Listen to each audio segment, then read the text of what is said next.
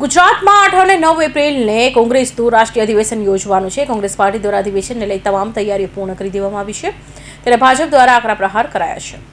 આગામી તારીખ 8 અને 9 એપ્રિલના રોજ યોજનાર અધિવેશન લઈ બેઠકો હાલ ચાલી રહી છે. ત્યારે કોંગ્રેસના પૂર્વ ધારાસભ્ય ગ્યાસુદ્દીન શેખ અને અમદાવાદ પશ્ચિમ લોકસભા સીટ પરથી કોંગ્રેસના બેનર હેઠળ ચૂંટણી લડેલા ભરત મકવાણા વચ્ચે પૈસાની લેતી દેતી બાબતે બોલાચાલી થવા પામી હતી. થોડાક સમયમાં તે બોલાચાલી ઉગ્ર થઈ હતી. જોતા મામલો મારામારી સુધી પહોંચ્યો હતો. રાષ્ટ્રીય અધિવેશન પહેલા જ કોંગ્રેસમાં અંદરોઅંદર વિખવાદ સામે આવ્યો છે. આ મુદ્દે કોંગ્રેસના કાર્યકરોમાં ચર્ચાસ્પદ બન્યો છે. ત્યારે ભાજપના ધારાસભ્ય અને ગુજરાતના સરકારના મંત્રી ઋષિકેશ પટેલે કોંગ્રેસ ઉપર પ્રહાર કરતા કહ્યું હતું કે રાહુલ ગાંધી અધિવેશન ગુજરાતમાં કર કે દિલ્હીમાં કોઈ ફરક પડતો નથી. અધિવેશન કરે કે દિલ્હીમાં અધિવેશન કરે, ગમે ત્યાં અધિવેશન કરે, કંઈ ફરક પડવાનો નથી. ને ગુજરાતમાં તો મૂળિયા જ ઉખડી ગયેલા.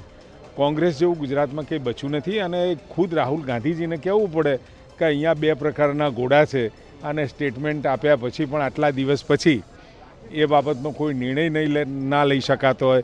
કારણ કે કોને ઘોડા ગણવા અને કોંગ્રેસમાં કોને ગધેડા ગણવા, એમના માટે જ એક ઇસ્યુ છે.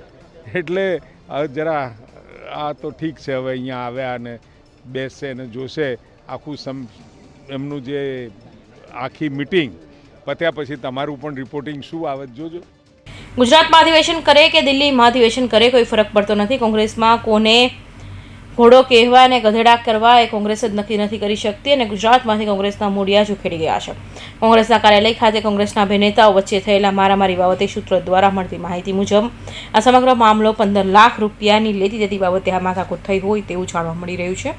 રાષ્ટ્રીય અધિવેશન પહેલા કોંગ્રેસના અંદરોઅંદર વિખવાદ સામે આવતા અધિવેશન પહેલા જ કાર્યકર્તાઓમાં ચર્ચાનો વિષય બન્યો છે.